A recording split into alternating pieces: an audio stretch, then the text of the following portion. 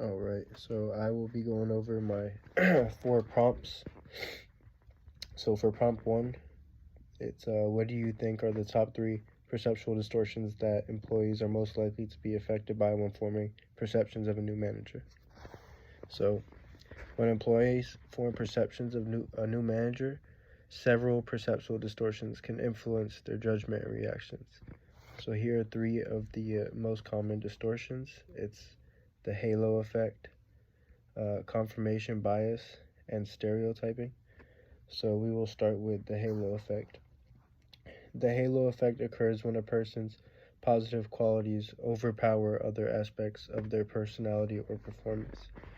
In the context of a new manager, if employees perceive the manager positively in one area, they may extend this positive impression to other areas such as managerial competence or leadership effectiveness without sufficient evidence, just because they liked one of their other qualities. So it might not be thinking of the full picture. So conversely, if the initial impression is negative, it can color employees' perceptions of the manager's capabilities regardless of their actual performance. This can lead to an unrealistic expectation or unwarranted criticism, affecting the manager's credibility and rapport with the team. So, for the second one, confirmation bias, employees may unconsciously seek out or interpret information in a way that confirms their pre existing beliefs or expectations about the new manager. If employees have heard negative rumors or have had negative experiences with previous managers, they may selectively focus on behaviors or incidents that align with their negative perceptions of the new manager while discounting or overlooking positive aspects. So they're only focusing on one area, just tunnel vision. um, Conversely, if employees hold positive expectations, they may interpret ambiguous or natural behaviors in a favorable light, reinforcing their positive perceptions.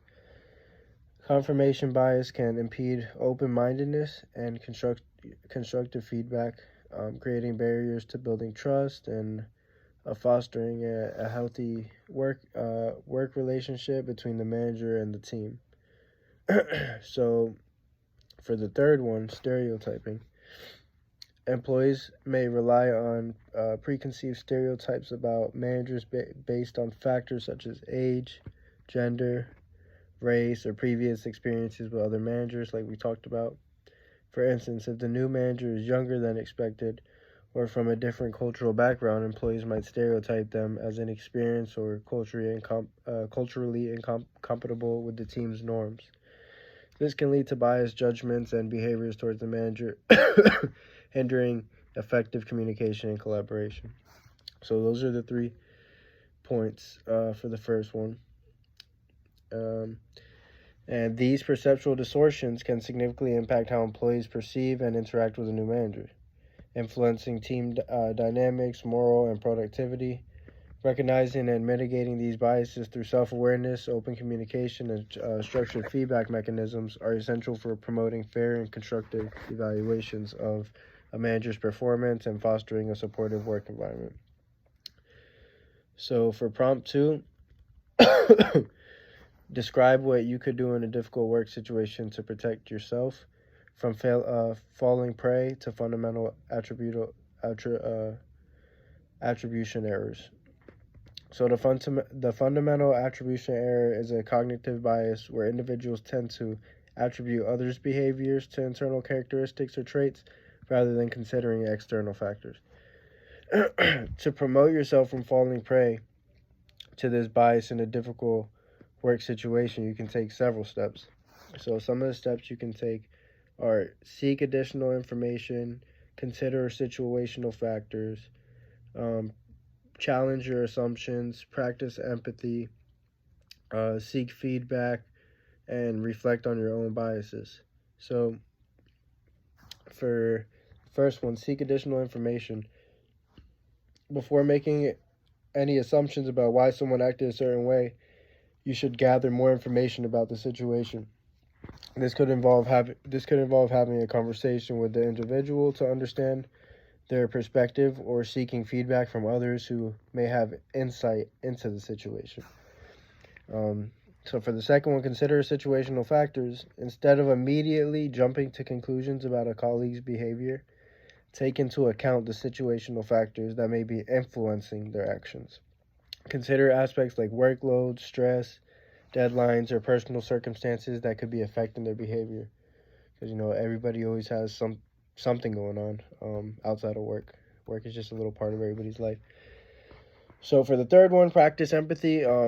Put yourself in the other person's shoes and try to understand their perspectives and motivations. Recognize that everyone has their own perspectives, beliefs, and pressures that shape their behavior. Empathizing with others can help you see beyond initial impressions and avoid making unfair judgments. Challenge your assumptions. Be willing to question your initial interpretations of a situation. Ask yourself whether there might be alternative explanations for the behavior you observed. Encourage yourself to consider multiple perspectives before reaching a conclusion. And then reflect on your own biases. Be aware of your own tendencies to attribute behavior to internal factors rather than external ones. Reflect on the past experiences where you may have fallen into the trap of the fundamental attribution error and how you can approach similar situations differently in the future. And then for the last one, seek feedback. Solicit feedback from trusted colleagues or mentors to gain insight into how your interpretations of others' behaviors may be influenced by biases. Having an outside perspective can help you identify blind spots and develop strategies for mitigating the impact of cognitive biases in your decision-making process. So by implementing these strategies, you can protect yourself from falling prey to the fundamental attributional error in difficult work situations and make more objective and fair judgments about others' behaviors, such as your colleagues. So for prompt 3, praise can be a type of positive reinforcement used by managers. List at least 3 additional positive reinforcements that are used in the workplace. Of the reinforcements you listed, which do you find most personally motivating and why? So for this one, for prompt 3, and it says in addition to praise. In addition to praise, managers often utilize the following positive reinforcements in the workplace. So the 3 are career development opportunities, rewards, and recognition. So for career development opportunities, offering opportunities for skill development, training programs, mentorship, or advancement within the company can be highly motivating. A lot of people look for that. Employees often value opportunities to grow professionally and advance their careers and make more money, obviously. Everybody wants to move up in the rank. So for rewards, tangible rewards such as bonuses, gift cards, extra paid time off, or other incentives can motivate employees to perform at their best or achieve specific goals or targets that the company has placed. Recognition, acknowledging employees' efforts and achievements publicly or privately can be a powerful motivator. This can involve giving awards, certificates, or simply verbal recognition in team meetings or one-on-one sessions. Personally, I find recognition to be the most motivating. Being acknowledged for hard work and contributions not only boost morale, but also validate one's efforts and encouragements continued dedication. It fosters a sense of appreciation and belonging within the team or the organization. Additionally, recognition often serves as a catalyst for personal growth and encourages individuals to strive for even greater achievements in the future. So I think it's really important. And then for prompt 4, you join a company where managers regularly reprimand their direct reports in front of others, play favorites, and encourage coworkers to report one another for making small mistakes. Based on Bandura's social cognitive theory, what sort of company culture is likely to spring from these practices? How would a new employee seek to get ahead at such a company, and to what extent would efforts to succeed in this culture directly benefit the company's shareholders? So Bandura's social cognitive theory emphasizes the interaction between personal factors, environmental factors, and behavior. In this scenario described, the company's culture is likely to foster an environment characterized by high levels of stress, fear, and a lack of trust among employees. This culture can lead to several outcomes based on Bandura's theory. So, self-efficacy, observational learning, reinforcement, reciprocal determinism. So, for self-efficacy, constant criticism and favoritism can erode employees' self-efficacy, their belief in their ability to succeed. When employees feel constantly scrutinized and undervalued, they may doubt their competence and become less motivated to perform at their best. Observational learning. Employees will observe the behavior of managers, reprimanding their direct reports publicly, playing favorites, and encouraging reporting on coworkers. They may learn to emulate these behaviors themselves, perpetuating a cycle of negative interactions within the organization. Reinforcement.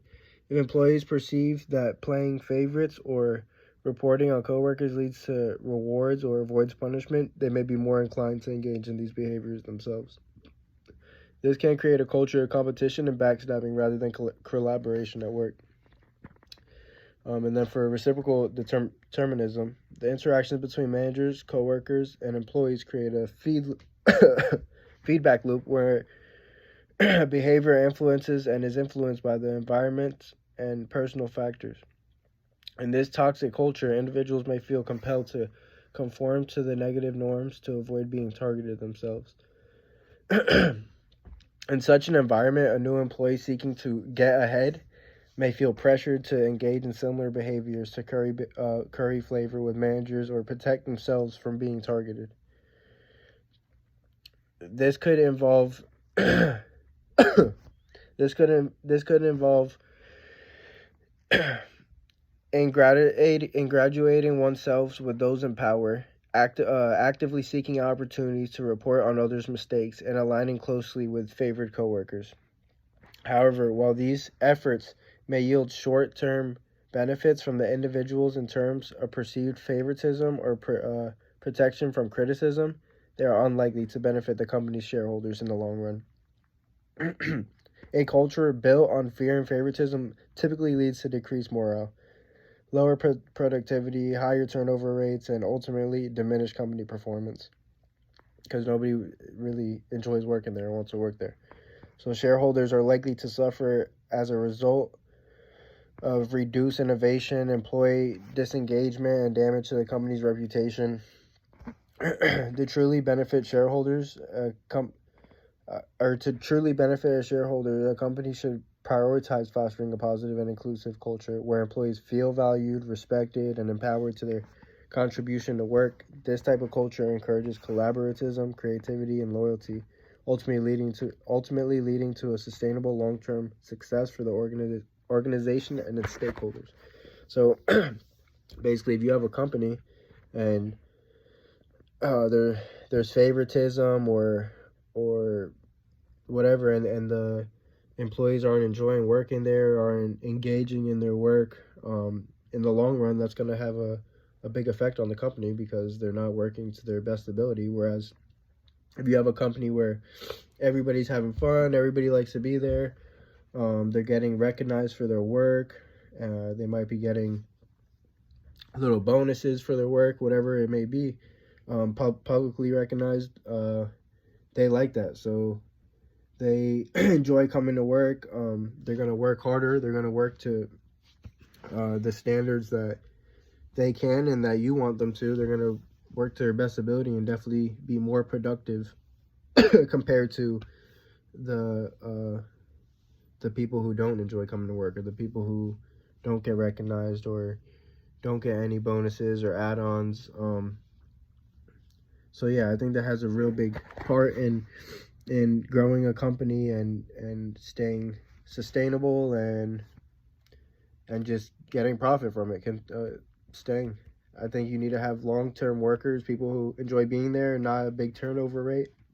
I think all that really goes into who you guys are and how your company works.